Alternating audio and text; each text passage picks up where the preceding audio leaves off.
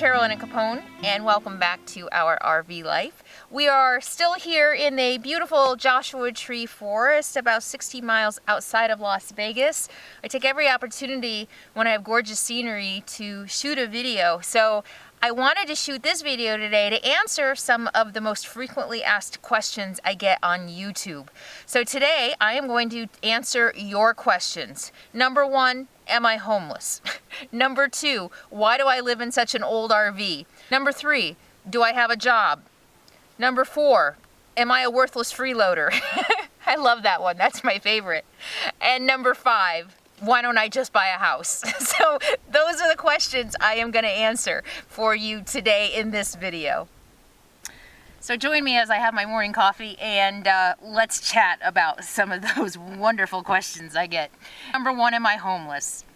No, I'm not homeless. I don't know what even to think of that question. There's a difference between being homeless and being houseless, and being on the street because you're forced to be on the street and making a choice. So first of all, do I have a house? No, I don't. I chose to live in my RV. So homelessness assumes that you don't have a home, that you're down and out, that you are forced into an undesirable situation. That is not my situation at all. I left a $1,500 a month apartment. $1,500 a month. I'm not poor. I'm not down and out. To live in an RV because I decided paying $1,500 a month for rent was freaking insane. So the people who write to me and say that I'm an idiot, who's the idiot? I am not homeless. I made a conscious choice to live in an RV. And I made a conscious choice to not pay rent nor be tied to a 30-year mortgage. Number two, why did I buy such an old RV? That's a really pretty good question. And there are a couple reasons for that. Number one, all the money that I have been making over the last 7 years went back into my business. Part of being in business as a marketing consultant was selling success. I sold success. If I was going to be a marketing consultant and tell people that I could help them grow their businesses, I had to have a certain image. I had to portray an image of success. So that doesn't come cheaply in the Bay Area.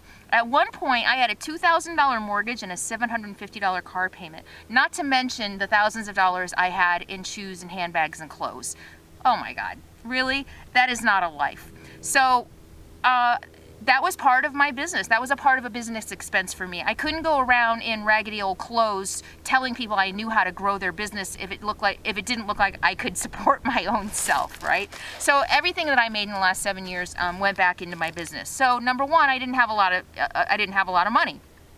I took what I had in savings, which was $10,000, as my budget to buy Matilda. And another reason I did that is because I wanted to be debt-free. Part of this whole new lifestyle for me is not being a slave to the system and the society and the consumerism and the American dream lie and all that other stuff that basically lied to me. I did everything right. I had a career, I had a college education, I had a house, and the recession stole that from me. So I did it the right way for a very long time, and it got taken away from me. Through no fault of my own. I worked hard. And just like that, it was gone. And it was because powers that are greater than me took it from me. I'm actually getting a little emotional. I didn't expect that. So I made a conscious choice to buy an older RV. In a way, it's my way of saying screw you to big business, to those people who ripped me off. I don't want your loans. I don't want to pay you your interest. I don't want your 30-year mortgages. I don't want your stuff. Screw you. I thought that when I started this life, I would stop buying anything brand new. I really wanted to do most of my shopping in secondhand stores, buy from other people, barter and trade even as much as I could. I really just wanted to get away from the consumerism. Our society is so full with telling us to buy, to consume. You need more, you need bigger, you need better, or you're nothing. And I subscribed to that for a long time. I thought that car payment, having that car would make me somebody. I thought those shoes, those Gucci purses, I thought they would make me somebody. And you know what? The only thing they made me was miserable and hollow and empty. So I didn't want debt. I didn't want to buy anything brand new. That was one reason. Another reason is I bought what I could afford. Another thing is, it's a fixer-upper. I even when I bought my house in the Bay Area, I like fixer-uppers. It's fun. It gives me great stories. Yeah, it's challenging at times, but I have learned enough about myself to know that I need to be challenged or I get bored, so I'm totally okay with that. Sure, I could have went out and spent $100,000 and been in debt and not had half the problems I've had. But where's the fun in that? There's no challenge in that. Call me crazy. So that's why I bought an old RV. I didn't want debt. I didn't want easy. I didn't want easy. My life was easy 5 years ago. Well, maybe not 5. My life was easy when I was going to work every day in a cubicle, and when I was making a 6-figure salary, and when I had a house, and you know, when I had the husband and I had everything you're supposed to want. My life was easy. And like I said in my first video, you know what that did? It caused me to end up in a rabbit hole, trying to drink myself to death, and it eventually led me to some of my other addictions. Let's just put it that way. So my old RV is a conscious choice. I like Matilda. She's quirky. And I get to fix her up. So, number 3, do I have a job? Yes, I have a job. I have built a business over the last 8 years as a marketing consultant. My company is Fortune Marketing Company. I help small businesses with strategic marketing plans, data analysis, consumer analysis, all kinds of geeky stuff that you probably don't want to know about. But I have clients that I work with virtually. I do not have to be in the same location as my clients. So as long as I have an internet connection, I can work.